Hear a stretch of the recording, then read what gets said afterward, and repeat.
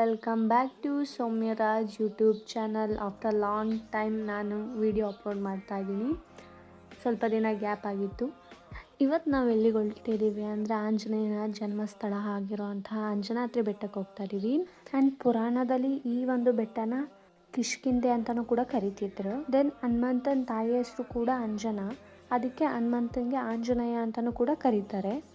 ಆಂಜನೇಯ ಇದೇ ಬೆಟ್ಟದಲ್ಲಿ ಹುಟ್ಟಿದ್ದಾರೆ ಅಂದ್ಬಿಟ್ಟು ಇದಕ್ಕೆ ಅಂಜನಾದ್ರಿ ಎಂಬ ಪಟ್ಟ ಕೂಡ ಕೊಟ್ಟಿದ್ದಾರೆ. ಆ್ಯಂಡ್ ಈ ಒಂದು ಬೆಟ್ಟಕ್ಕೆ 575 ಅಂದರೆ 575 ಮೆಟ್ಲುಗಳು ಕೂಡ ಇದ್ದಾವೆ. ಪ್ರತಿದಿನ ಮಧ್ಯಾಹ್ನ 1:30 ಸುಮಾರು ಇಲ್ಲಿ ಅನ್ನದಾಸೋಹ ಕೂಡ ಇಟ್ಟಿರ್ತಾರೆ. ಆ್ಯಂಡ್ ಈ ಒಂದು ಬೆಟ್ಟದ ಮಧ್ಯೆ ಹೋಗೋ ನೀರು ತುಂಗಭದ್ರಿ ನದಿಗೆ ಹೋಗಿ ಸೇರ್ತದೆ.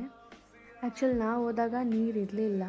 ಅಷ್ಟು ಸ್ಟೆಪ್ಸ್ ಹತ್ತಿದ್ವು ಅಂತ ರಿಯಲಿ ಆ ಥರ ಅನಿಸೋದಿಲ್ಲ, ಯಾಕಂದರೆ ಹಿಂದೆ ಒಂದು ಬ್ಯಾಕ್ಗ್ರೌಂಡ್ ಮ್ಯೂಸಿಕ್ ಹೋಗ್ತಾ ಇರುತ್ತೆ, ಜೈ ರಾಮ್ ಶ್ರೀರಾಮ್ ಜೈ ಜೈ ರಾಮ್ ಅಂತ ಅಂದ್ಬಿಟ್ಟು. ಎಂಥ ವಯಸ್ಸಾದರೂ ಎಂಥ ಸಣ್ಣ ಮಕ್ಕಳು ಕೂಡ ಈ ಒಂದು ಬೆಟ್ಟನ ಹತ್ತುತ್ತಾರೆ. ನೋಡೋಕ್ಕೆ ತುಂಬ ಖುಷಿ ಆಗುತ್ತೆ.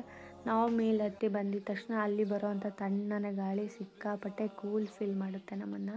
ಅಂಜನಾದ್ರಿ ದೇವಸ್ಥಾನ ಮುಗಿಸ್ಕೊಂಡು ನಾವು ಮೂವ್ ಆಗಿದ್ದೆ ನೆಕ್ಸ್ಟು ಕಿಷ್ಕಿಂಧೆ ವಾಟರ್ ಫಾಲ್ಸ್ ಅಂತ ಅಂದ್ಬಿಟ್ಟು. ಆ್ಯಂಡ್ ಅಲ್ಲಿ ರೆಸಾರ್ಟ್ ಕೂಡ ಇರುತ್ತೆ, ಬಟ್ ನಾವು ರೆಸಾರ್ಟಲ್ಲಿ ಸ್ಟೇ ಆಗಲಿಲ್ಲ.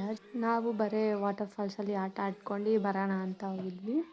ನಾನು ಆಟ ಆಡಿದ್ದೆಲ್ಲ ವೀಡಿಯೋ ಮಾಡೋಕ್ಕಾಗಿಲ್ಲ, ಯಾಕಂದರೆ ನಾನು ಫೋನ್ನ ಕಾರಲ್ಲೇ ಇಟ್ಬಿಟ್ಟು ಹೋಗಿದ್ದೆ. ಸ್ಟಾರ್ಟಿಂಗ್ ಸ್ವಲ್ಪ ಮಾತ್ರ ವೀಡಿಯೋ ಮಾಡ್ಕೊಂಬಿಟ್ಟು ಬರೋಣ ಅಂತ ತೊಗೊಂಡೋಗಿದ್ದೆ ಅಷ್ಟೇ.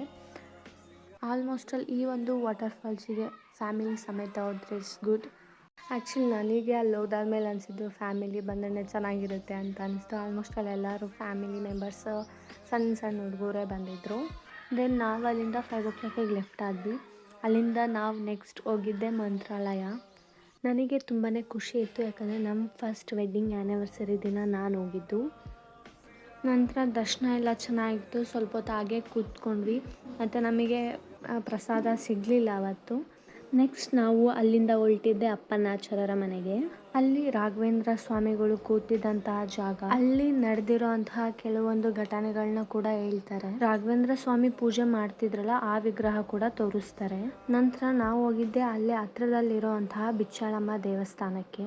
ಅಲ್ಲಿಂದ ನಾವು ಹೊರಟಿದ್ದೆ ಪಕ್ಕದಲ್ಲಿರುವಂತಹ ರಾಯರು 13 ವರ್ಷದ ಕಾಲ ಜಪ ತಪ ಹೋಮ ಹವನ ಮಾಡಿರುವಂತಹ ಜಾಗಕ್ಕೆ ಹೋಗ್ತಾ ಇದೀವಿ ನಾವೀಗ. ಇಲ್ಲಿ ಕಾಣ್ತಿದೆಯಲ್ಲ ಇದೇ ಆ ಜಾಗ. ಈ ಮರದ ಕೆಳಗಡೆನೆ ಕಲ್ಲಿನ ಬೃಂದಾವನ ಇದೆ. ನೆಕ್ಸ್ಟ್ ಟೈಮ್ ನೀವು ಏನಾದರೂ ಮಂತ್ರಾಲಯಕ್ಕೆ ಹೋಗಿದ್ದೆ ಈ ಒಂದು ಜಾಗನ ನೋಡ್ಕೊಂಬಿಟ್ಟು ಬನ್ನಿ. ಈ ಒಂದು ವಿಡಿಯೋ ನಿಮಗೆ ಇಷ್ಟ ಆಗಿತ್ತು ಅಂದರೆ like, share, comment and subscribe ಕೂಡ ಮಾಡಿ. Thank you for watching.